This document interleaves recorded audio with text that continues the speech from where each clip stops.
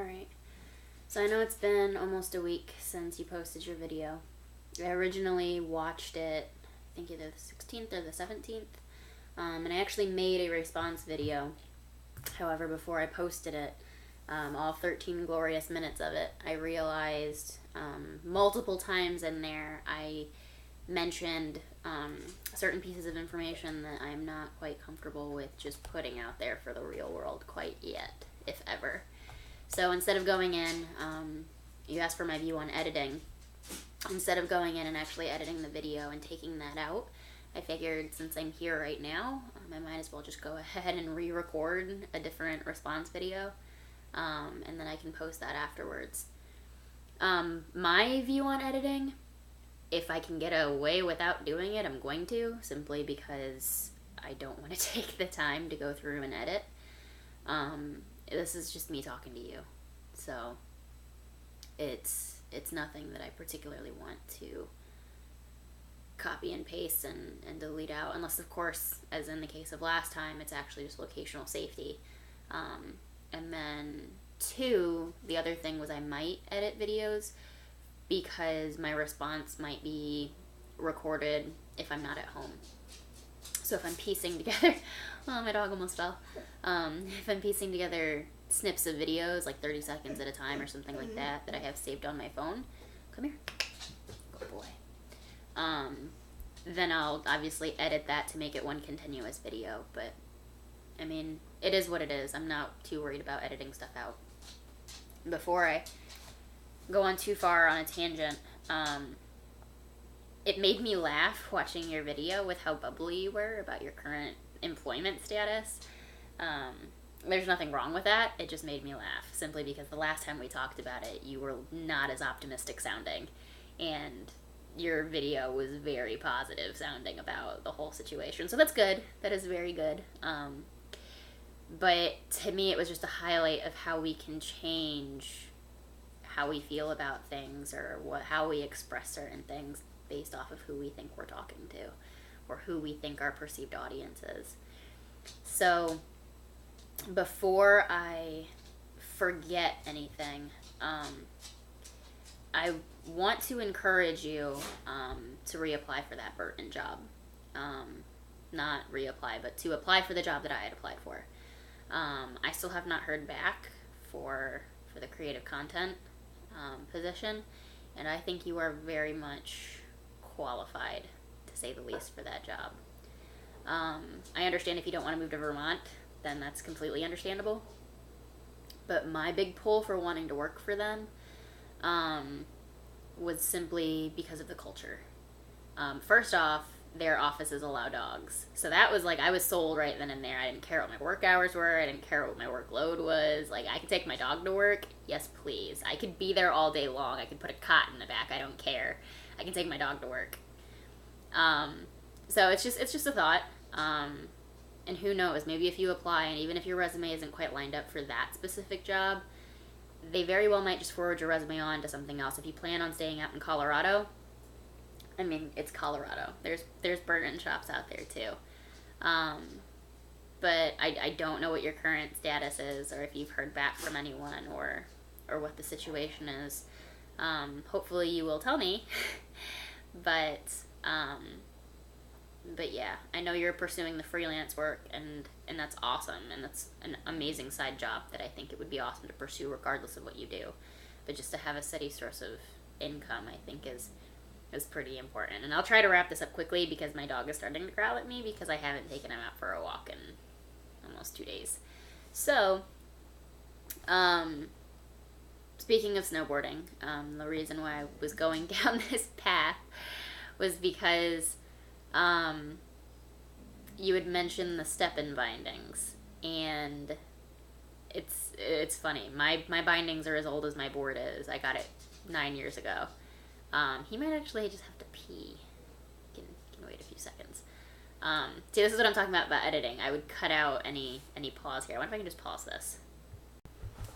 So I did. I can pause this. So I'll pause one more time when I go out to let him back in.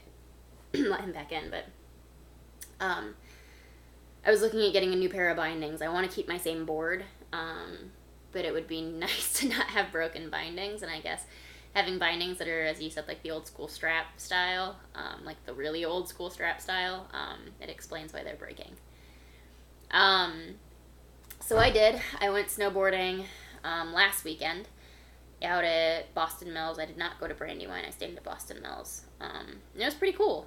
The main hill I stayed on for the day was, as you come out of the lodge, it's the one that's directly in front of you. I spent most of my time on that one. Towards the later evening, I was there for about an hour and a half before stuff started to freeze over. So I went into the lodge to try and warm up and grab a beer. And of course, since it's not quite 6 o'clock yet, all the families were still there. So all the parents had their children up in like the beer lounge, which was a little bit frustrating because there were no seats available. But it was good. I drank my drink and went out and befriended some 15-year-old kids that talked about memes and up-and-coming things that I have no idea about, which made me feel old. But when I have my helmet on, my goggles on, and a face mask up to here, and all you can see are my eyeballs, I guess I can look pretty young. So that was a bit flattering.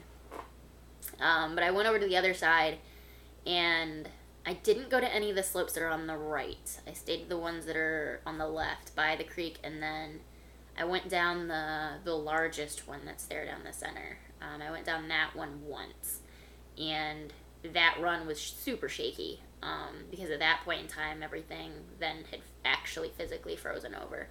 It was going on 7:30, 8 o'clock, so the temperature had dropped enough that it was just ice.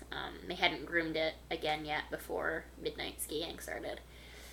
But at that point in time, I needed to come home. I had been out for a little while, so... but overall, it was a good time. It was a good enough time that when I came home, I looked at how much like a pass would be. And then that was when I found the freestyle workshop. So I signed up for that. That'll be every Tuesday and Thursday through the month of February. So hopefully when we do get to snowboard together again, I'll be able to show you up for once and not be videotaped climbing out of ditches for, the 4, 5, 6, 7 hours that we're out on the slopes. So that'll be something to look forward to. But nothing too terribly new is going on in my life. I mean, my main goal, my blog addressed it. The newest post that I put up really addressed it. And I talked about the snowboarding lessons in that too. But really just that. Snowboarding for the month of February.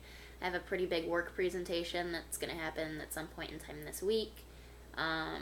Tomorrow, I slept all weekend long, so every plan I had for this weekend went out the window. I did not go to yoga yesterday. I didn't go to yoga today. I haven't taken my dog out on the trail today. So we're going to do that. It's 10 o'clock now, and we're going to head out there after this. But, I mean, work is rough, as it has always been, as you've heard me talk about. But I can't complain too much because I am squared away, living in a house, being an adult, I suppose. But yeah, the yoga instructor, I'm meeting her tomorrow. I signed up for a Mysore class at the studio that she runs.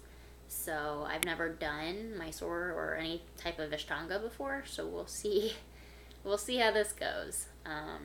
That it'll be good to do, especially if I want to become an instructor. So yeah, that's about it. Just trying to get my runs in. Yeah. So that's it. Any updates? You know exactly what I'm talking about, so I'll let this stop here. You can either respond on this, which might take a little bit longer than I'm willing to wait, so I'll probably actually call you. But what's your plan? It's almost Monday, so let me know. Until then.